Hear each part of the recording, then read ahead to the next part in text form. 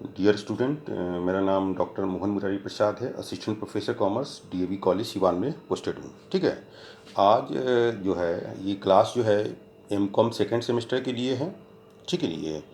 इसमें जो आज का जो टॉपिक है, सब्जेक्ट है कॉर्पोरेट लीगल फ्रेमवर्क। आज का टॉपिक है लिक्विडेशन ऑफ कंपनी। ठीक है। लिक्विडेशन ऑफ कंपनी, जैसे कि मतलब नाम ही से क्लियर है कि कंपनी का समापन। ठीक है। तो इसमें कंपनी का जो समाप्त हो जाता है कैसे होता है इसमें तो liquidation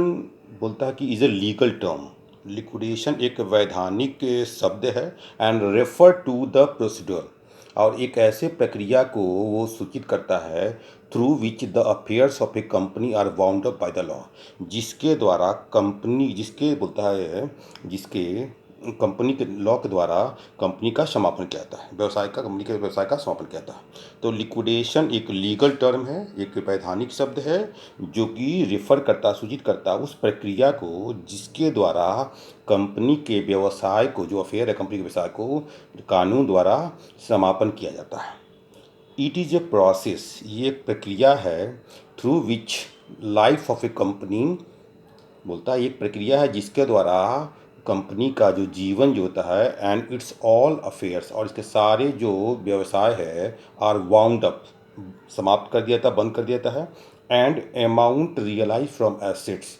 are distributed to the claimant, और जो भी पैसा जो भी रियलाइज होता है, जो भी दावा करता है, जो भी क्लेमेंट है, जैसे क्रेडिटर लायबिलिटी या नहीं जो भी लायबिलिटी है, उसके बीच में वो जो भी संपत्ति से पैसा आता है उसके बीच में वो क्लेमेंट के बीच यानी दावाकर्ता के बीच में जो है उसको डिस्ट्रीब्यूट कर देता है। इन दिस कनेक्शन, इस संदर्भ में an administrator who is called liquidator, एक इस संबंध में क्या कहता है, एक प्रशासक होता है जो कि लिक्विडेटर कहलाता है, जो कि समापन कर्ता कहलाता है। Is appoint to take control of the company, उसको नियुक्त किया जाता है कि कंपनी को कंट्रोल को अपने हाथों में ले,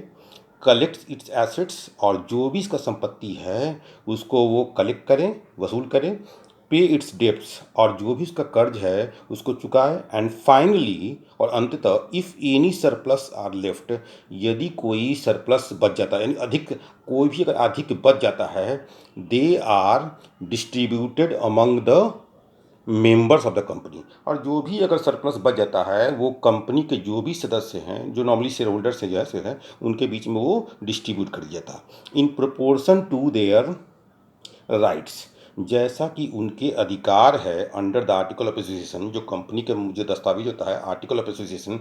पार्षद अंतर्नियम जिसको बोलते हैं हम लोग, अंतर्नियम जो है उसके अंतर्गत जो भी उसको अधिकार दिया गया उसी के अनुपात में वो जो भी सरप्लस है, जो भी अधिक पैसा है उसको डिस्ट्रीब्यूट कर दिया जाता है। दिस बीइंग डन, ये बोलता है ये तब किया जाता है when the company is wound up, ये तब होता है जब कंपनी समाप्त हो जाता है, लिक्विडेट होता है, बाउंड अप हो जाता है, on compliance with in the required formalities prescribe by the company ordinance, company का जो भी ऑर्डिनेंस होता है, जो पास होता आदेश होता है, निर्देश होता है, उसमें जो निर्धारित जो भी फॉर्मेलिटीज़ है, जो भी कार्रवाई, जो फॉर्मेलिटीज़ होते हैं, जो भी आवश्यक होते हैं, उसको पूरा करने के पश्चात, ठीक है, ये प्रक्रिया तब अपनाई जाती है जब कंपनी का जो होता है, कंपनी के ऑर्डिनेंस के द्वारा जो भी निर्धारित प्रक्रिया हैं उसके पूरा होने के बाद ही कंपनी ये सब प्रक्रिया अपनाया जाता है।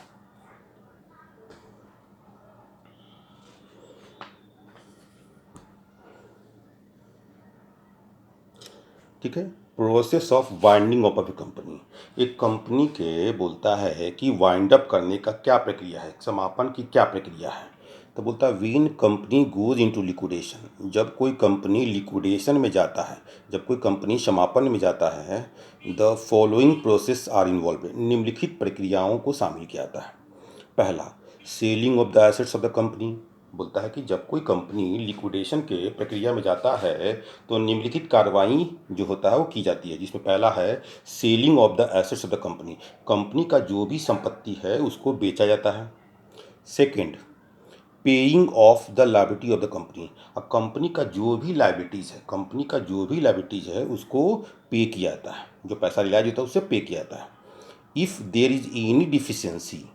अगर बोलता है if there is any deficiency to pay the creditor, अगर बोलता है क्रेडिटर को, जो भी लेनदार है उसको भुगतान करने के लिए अगर कोई भी कमी पाया जाता है, कोई भी कमी पाया जाता है, यानी जो भी पैसा जो रिलाइज होता है उसमें मगर मान लीजिए है, ठीक है ना, क्रेडिटर को चुकाने के लिए पैसा नहीं होता है, the share holders are called, share holder को कॉल किया जाता है upon to pay unpaid amount their shares, यानी शेयर पर जो भी उसका बकाया रकम है, शेयर पर जो भी अनपेड अमाउंट है, जो भी एरियर अमाउंट है, उसको मांग की जाती है शेयर होल्डर से। ठीक है, अगर बोलता है कि क्रेडिटर को भुगतान करने के लिए पैसा नहीं रहता है या कोई कमी रहती है तो शेयर होल्डर से जो भी बकाया है, शेयर पर उनका जो भी पैसा बकाया है, उनसे उसकी मांग की जाती है। फोर्थ में है इन केस ऑफ सरप्लस, अगर मान लीजिए कोई सरप्लस बच जाता है after paying off the liabilities, मतलब लाइबिलिटी जितने भी दायित्व है उसको चुकाने के बाद भी पैसा बच जाता है, it may be distributed to the contributories, जो भी कंट्रीब्यूटरीज है, जो भी इन्वेस्टर्स है, कंट्रीब्यूटरीज से मतलब यहाँ क्या शेयर होल्डर्स, इन्वेस्टर तो कंपनी का तो सिर्फ कंट्रीब्यूटरीज कौन है, शेयर होल्डर्स हैं, तो जो भी शेयर होल्डर कंट्रीब्यूटरीज होगा, शेयर होल्डर होगा, उसके बीच में डिस्ट्रीब्यूट कर देगा जो भी पैसा बचेगा। अगर मान लीजिए लायबिलिटी चुकाने के बाद भी पैसा अगर बचता है तो उसको चुका दिया जाएगा, किसको, टू द कंट्रीब्यूटर, यानी शेयर होल्डर को चुका दिया जाएगा जो भी निवेश करता है उसको, according to their rights under the articles, जो भी आर्टिकल्स, जो भी पार्षद अंतर नियम है उसके अंतर्गत जो भी उसको अधिकार दिया गया उसके अकॉर्डिंगली, उसके अनुरूप जो उसको पैसा को डिस्ट्रीब्यूट कर देता है जो भी बच जाता है।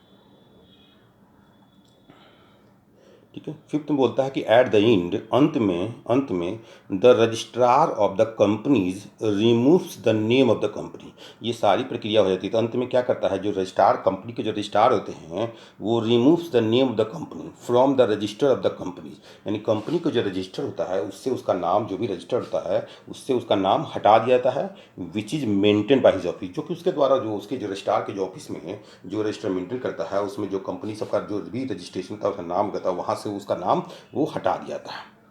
ठीक है, तो इस प्रकार से बोलता है कि कंपनी के वाइंड अप करने के, कंपनी के समापन में निम्नलिखित प्रक्रियाओं का होता है। जो बोलता है कि जब कोई कंपनी लिक्विडेशन में खाता है तो निम्नलिखित प्रक्रिया इन्वॉल्व करता है। पहला क्या हुआ कि एसेट्स, जो कंपनी का जो भी एसेट्स उसको बेच दिया जाता है। दूसरा होता है जो भी कंपनी का लायबिलिटी होता है, जो भी दायित्व होता है उसको चुका दिया जाता है। तीसरा में अगर कोई कमी होता है, क्रेडिटर को भुगतान करने के लिए पैसा कम पड़ जाता है तो जो भी शेयर होल्डर्स होते हैं जिन पर बकाया, उनके शेयर पर जो पैसा बकाया होता है उनसे उनकी मांग की जाती है। चौथा में पॉइंट बताता है कि अगर कोई सरप्लस है, अगर मान लीजिए कि after paying off the liability, क्या बोलता है, जो भी दायित्व को चुकाने के बाद जो भी पैसा बच जाता है, it may be distributed to the contributories, जो भी कंट्रीब्यूटी है, जो भी कंट्रीब्यूट करता है, शेयर होल्डर जो भी होता है उसको डिस्ट्रीब्यूट कर देता है according to their rights under the articles, यानी आर्टिकल्स में जो भी है, पार्षद अंतर नियम में जो भी उसके अधिकार दिया गया उसके अनुसार उसको पैसा को डिस्ट्रीब्यूट कर दिया था। अंत में जो होता है एट फिफ्थ पॉइंट में, एट द एंड में, रजिस्ट्रार ऑफ कंपनी जो होता है वो कंपनी का जो भी रजिस्टर जो कि उसके ऑफिस में मेंटेन किया था उससे उसका नाम हटा दिया था। मोड्स ऑफ वाइंडिंग अप और या लिक्विडेशन, मोड्स ऑफ लिक्विडेशन, जैसा कि बताया थे कंपनी का समापन का मतलब क्या हो, कंपनी का व्यवसाय का समाप्त होना, कंपनी का अंत होना, इस चीज़ को होता है। तो बोलता है कंपनी के अंत होने की तीन विधि है। पहला जो बोलता है ना, there are three modes of winding up company, यानी कंपनी के समापन की तीन विधि है। पहला होता है compulsory winding up by the court, न्यायालय द्वारा अनिवार्य समाप्ति, न्यायालय द्वारा अनिवार्य समाप्ति। ये बोलता है प्रक्रिया तब होता है जब मतलब मान लीजिए जो भी कंपनी एक्ट या जो भी ऑब्जेक्टिव होता है उसके अनुरूप नहीं होता है तो वो कंपलसरी वाइंड अप हो जाता है। दूसरा होता है voluntary wind up by the members of creditors, voluntary winding up by the members of creditor, या है ना, ये मतलब बोलता है voluntary wind up by members और क्रेडिटर्स, जो भी या तो मेंबर है या क्रेडिटर, नहीं शेयर होल्डर या क्रेडिटर द्वारा उसको अच्छी समापन। इसमें क्या होता है कि सब लोग, अगर शेयर होल्डर लोग एग्री है और डिसीजन लेता है कि नहीं भाई बिजनेस को बंद कर दिया जाए, कंपनी को बंद कर दिया जाए, तो ये कहलाता है voluntary liquidation by the creditors, share holders. अगर ये डिसीजन शेयर होल्डर ना लेकर क्रेडिटर द्वारा लिया जाता है तो ये कहलाएगा voluntary liquidation by the creditors. तीसरा होता है winding up under the supervision of court,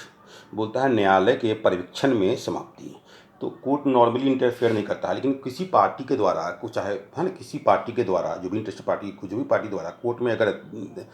application आवेदन दायर करता है और ये रिक्वेस्ट करता है कोर्ट से कि अपने पर्यवेक्षण में कंपनी के जो भी समापन प्रक्रिया उसको देख रेख किया जाए, तो ये क्या कहलाएगा, ये winding up under the supervision of court कहलाएगा। ठीक है, ओके, थैंक यू।